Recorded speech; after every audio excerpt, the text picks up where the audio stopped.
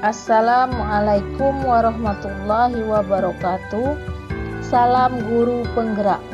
Bapak Ibu guru hebat, pada kesempatan kali ini saya Rika Juliani, calon guru penggerak angkatan ke-10 dari SMP Negeri 2 Kepahyang, Bengkulu, akan menyampaikan koneksi antar materi dari modul 1.1 yang sudah saya pelajari, yaitu kesimpulan dan refleksi dari pemikiran Ki Hajar Dewantara. Ada 3 pertanyaan refleksi, yaitu antara lain: yang pertama, apa yang saya percaya tentang murid dan pembelajaran di kelas sebelum saya mempelajari modul 1.1? Yang kedua, apa yang berubah dari pemikiran atau perilaku saya setelah mempelajari modul ini?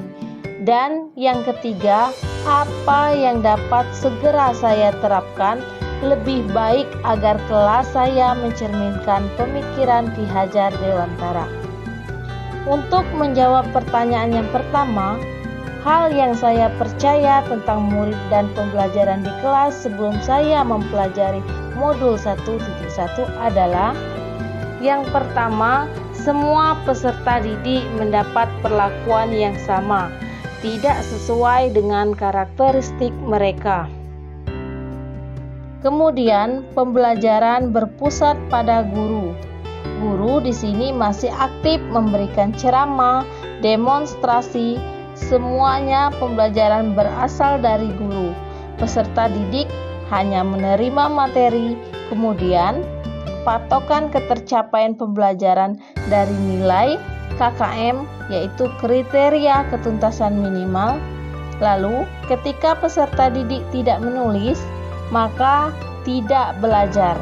Dan pembelajaran budi pekerti difokuskan hanya pada saat pembelajaran pendidikan agama dan PPKN saja, tidak terintegrasi dengan pembelajaran yang lain.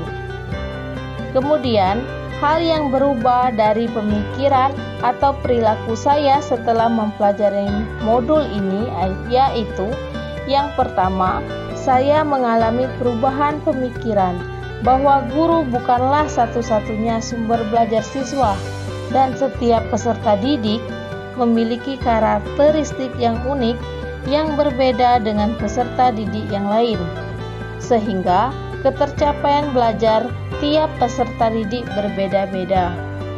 Semua pembelajaran diintegrasikan dengan penerapan budi pekerti.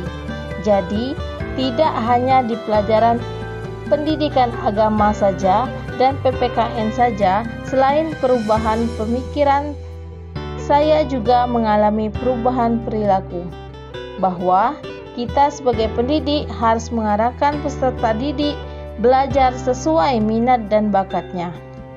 Kemudian, menerapkan strategi dan model pembelajaran yang kolaboratif dan bervariasi, dan juga menerapkan pembelajaran berdiferensiasi sesuai minat dan kreativitas peserta didik.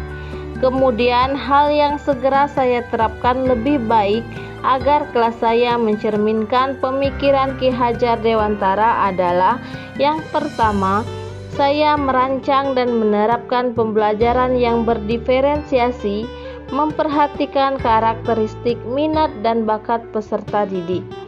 Kemudian, aktif student center. Lalu, kolaboratif, yaitu memacu rasa kerjasama peserta didik. Kemudian, variatif, tidak membosankan, dan juga kreatif. Selain itu, saya juga berupaya menjadi guru yang menuntun, bukan menuntut. Kemudian memperhatikan kodrat anak, mengutamakan budi pekerti, dan saya berharap saya dapat menginspirasi lingkungan belajar di sekitar saya. Berdasarkan jawaban dari pertanyaan pemantik tadi, maka saya mengambil kesimpulan bahwa dasar pemikiran Ki Hajar Dewantara yaitu: mendidik adalah menuntun, bukan menuntut.